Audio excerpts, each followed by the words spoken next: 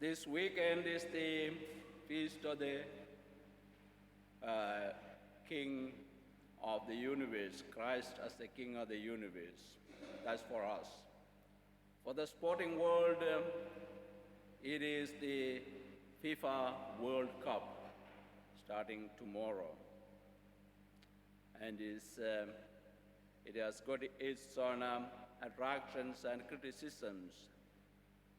A country which is no much bigger than Greater Sydney is able to host FIFA is considered as a great thing.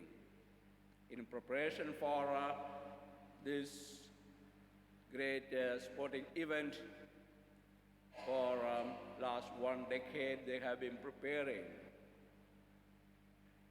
with 7 new stadiums, new highways,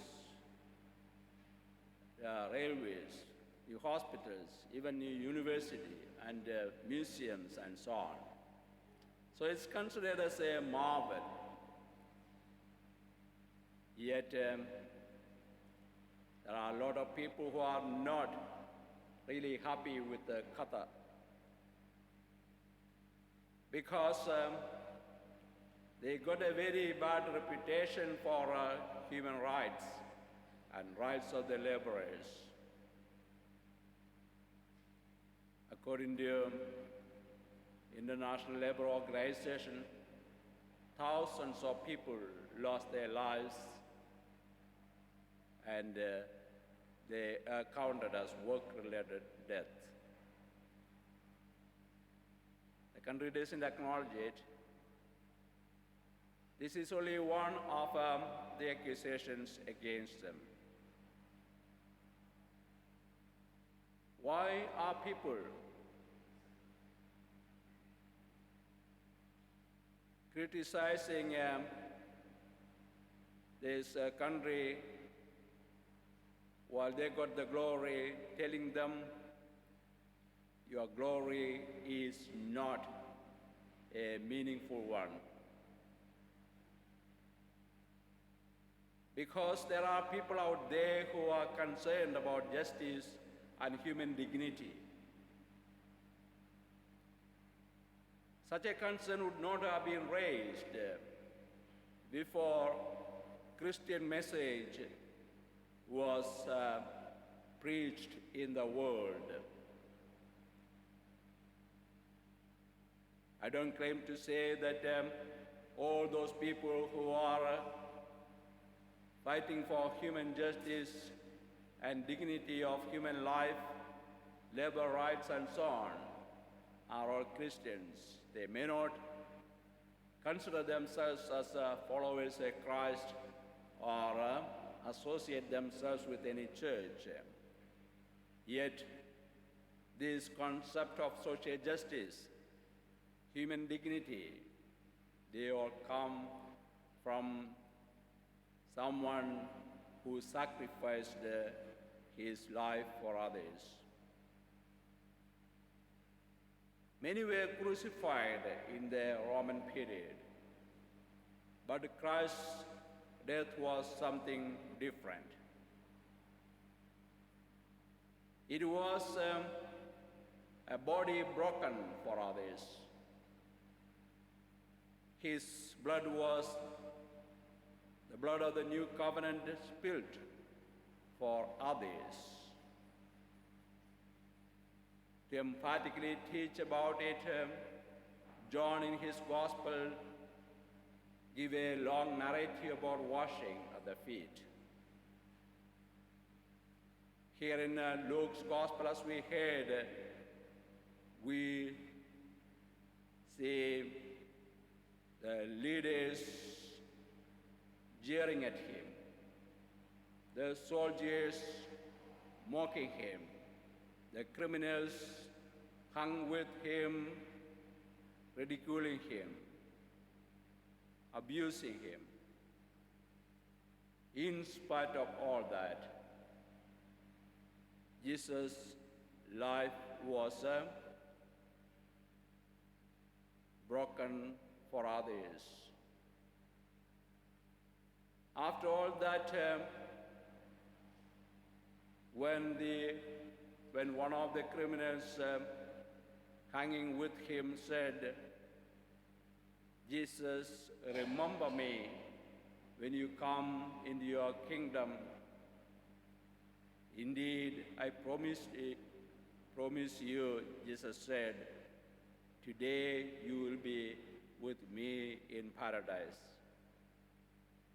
Yes, in spite of all the rejection, that life was meant for others. That service-mindedness is what we celebrate today. God has come to serve his people. Why do we call then it as the feast of a king? Because an ideal king would always be at the service of his subjects. And when there are real need for such service, it is Christ and his Spirit that will come to service there. There is a history to this feast of Christ the King. In early 20th century, there was a great revolution, industrial revolution, bringing a lot of money, all for self-glory, which created a generation of self-centered people. As a reaction to this newfound prosperity and power, there was communism, which gave the impression that it was for the liberation of the proletariat or the laboring class. But history showed how far from that it was. And for seeing these two different self-centered and power-crazy attitudes the world is moving towards, Pope then said, we do need to have a new awareness built. In that awareness, we need to present Christ as the model and the destination, as the model to follow, the destination to travel. Therefore, he established this feast of Christ the King, whereby we are reminded of how to make sense of life, how to bring greater dignity to life, how to make our human life worthwhile. It is being at the service of others, just as God came to our service, is that makes our life meaningful. My dear friends, as we are gathered here to celebrate the Eucharist, this is a